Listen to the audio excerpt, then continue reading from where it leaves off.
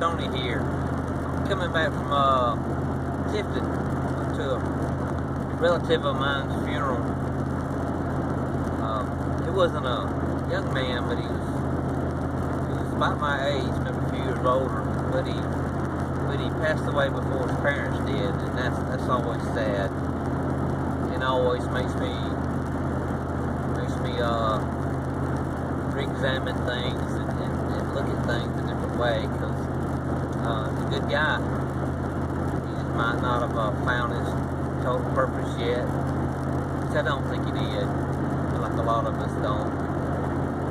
But I got my new computer glasses. They just are nice for driving. They kind of brighten things up a little bit. They're supposed to take the glare away from a computer, but taking the glare, a little bit of the glare away from the sky, or kind of like sunglasses, but actually brightening it up. But it's kind of nice. The sun's not out right now. It's kind of gloomy, so that kind of helps.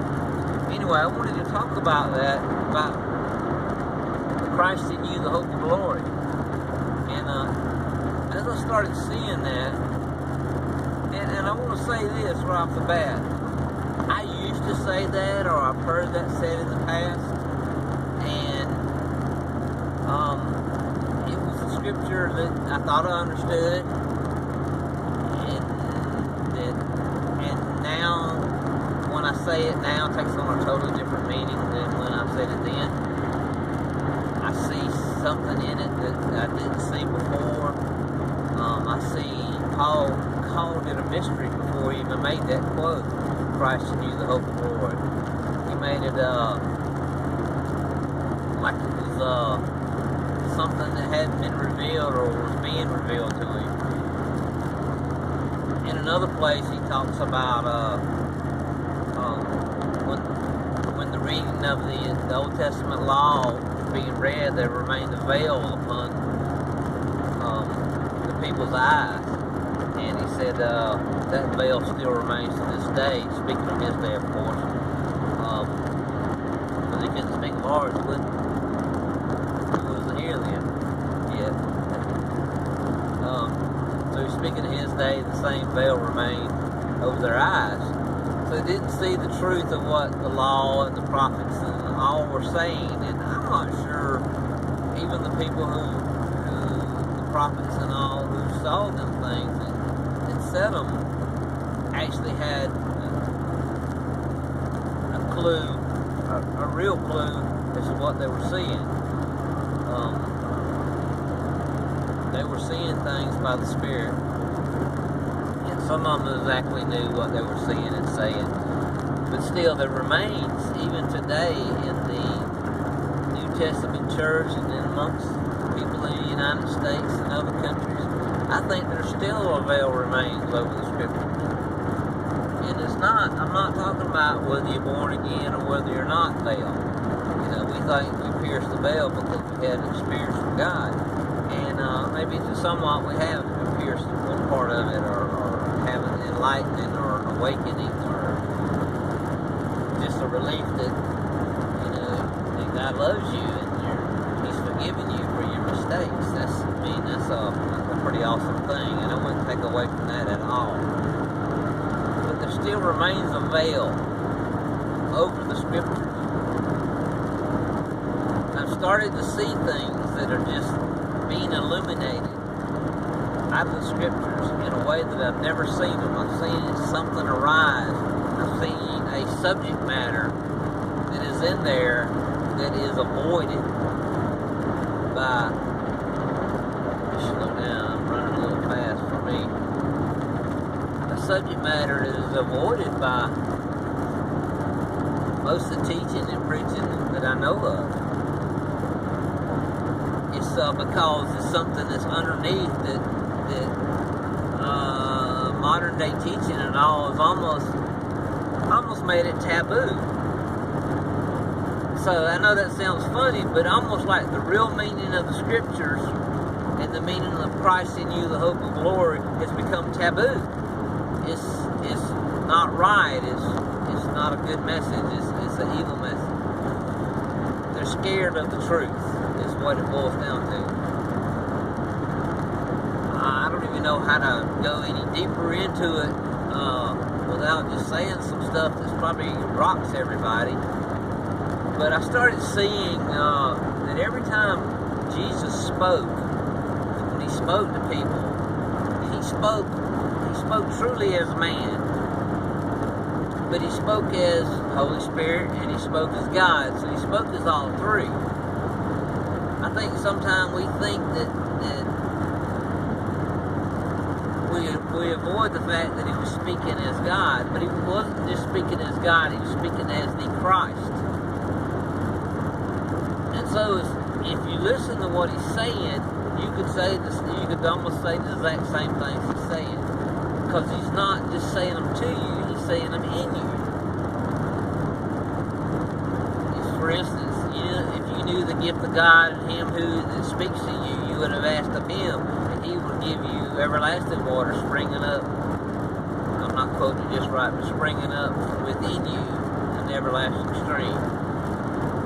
So he's speaking as if he's the gift, or he's speaking as the gift. And I don't mean that the man himself was the gift. The gift was the gift of God that's inside of you, not the man inside of you, the man Jesus, but the Spirit of Christ inside of you. And when you start seeing that God was after the Christ, he was after his sons, he was after raising up a race of Christians.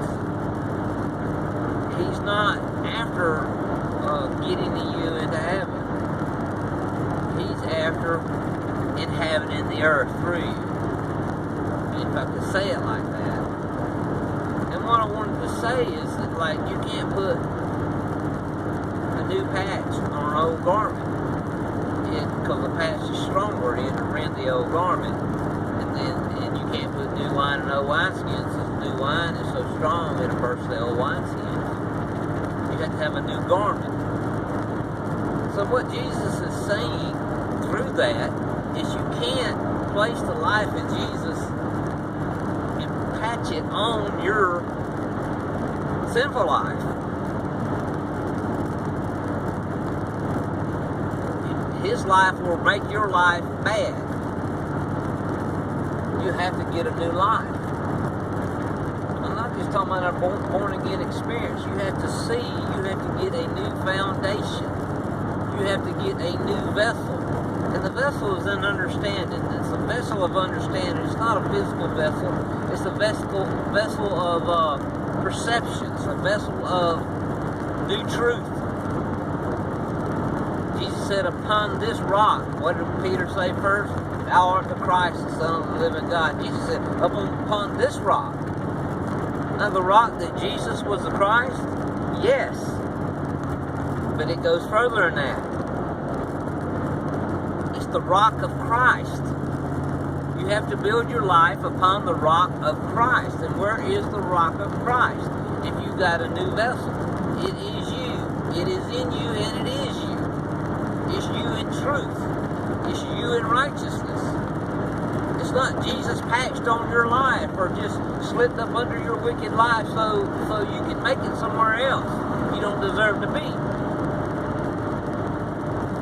The new life, the rock that he talks about, is a new understanding that you're not messed up anymore.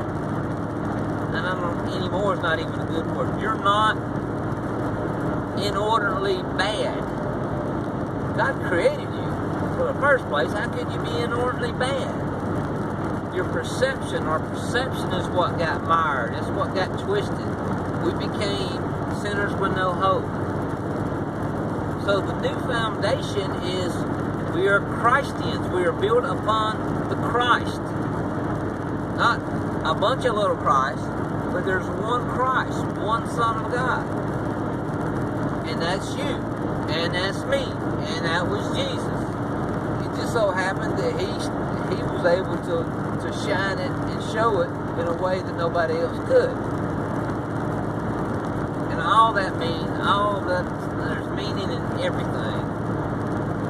And I don't want to take away from Jesus dying for sin, but you know what sin is? Missing the mark. So he died to rid your consciousness that you would continually miss the the mark and need His continual forgiveness the rest of your life. Because you're bad. You're going to miss the mark the rest of your life. And that's what we're told over and over again. Well, that's slippery, that's sand. That's not a rock. You're not building your life upon a rock, so you're building upon the slippery sand that you're messed up, and you're going to take this other rock and put it on you, or try to slip it under you on the slippery sand as the rock being the man Jesus and what He's done for you. You're going to take that rock and try to slip it under you, so you're there and the rock's there and the slippery sand's there. That's not the rock He's talking about. The rock He's talking about is laid in Zion. It's laid down inside your heart. I lay in Zion a foundation, a tried stone, a true stone, a precious cornerstone. He that believeth shall not make haste. He doesn't worry. He has the foundation of righteousness. He doesn't have a foundation of sin with a righteous patch on it. He has a foundation of righteousness inside of him. It is the real Him. It is the real Christ, and it's the real you, or the real me. We have been deceived thinking that we're going to continually be messed up and continually have to carry this Jesus patch on us. I don't care how many patches you put on you, if you're not walking in the Spirit, you're not, righteousness is not exuding out of your being because you don't believe it anyway. But if you believe that there's a rock laid in Zion, which is laid inside your heart, a rock of righteousness, then the rest of your stuff is not trying to be good, do good, get results, blah, blah, blah, all the little work that goes along with what we do as Christians and good people. Because when you know you're good, one thing that lessens is your activity to try to be good. That lessens because you're building on a different foundation. You're not trying to prove anything to anybody. You are the righteousness of God in Christ. You are upon a solid foundation. And that solid foundation is your perception is key to walking in it. I could go on and on about this, guys. This is just something I love. This is something I'm seeing. Something that's real to me. I'm trying to be good enough, trying to do right, and then I walk with God in the Spirit, and when I was in the Spirit, I was at peace. When I'm out of the Spirit, I use doctrine to comfort me. It's like most of the church and people, we use our belief system to comfort us. When inside we ain't right because we don't believe we're right. We don't believe we're godly. We don't believe we're sons of God. We don't believe that we really have a cry of sonship. We think we have a cry of wickedness, a cry of inordinate desire. Inordinate desire only comes from when you don't believe that you're righteous. You are a creature of desire, so inordinate desire becomes from a skewed perception of a wrong foundation. When you have a foundation of righteousness, then you know your desires can be filled. What does Scripture say? Delight yourself in the Lord, and He shall give you the desires of your heart. If desire is wrong, then that Scripture is wrong. Delight yourself in the Lord is delight yourself in the truth of who He is and who you are in Him. You're not a separate Christ from Christ. You are the Christ of Christ. I know that sounds hard. It sounds like I'm trying to take the place of Christ. I'm not. If you listen to what I'm saying, it's a foundation that God has laid in the earth that has always been there. He's just like uncovered it. He just, you see how the baseball guys go to the home plate, the umpire, and he dusts the plate off so you can see it. That's what the move of the Spirit is. He's dusting the plate off. He's dusting the rock off so you see it there down inside your heart. It's always been there. stop trying to patch Jesus to your life and say, he's going to get me out of this mess. He's not going to get you out of the mess. He's going to stand up in the mess as who you are. And the mess is going to bow to you. You can't fix the mess. You created the mess by your skewed perception.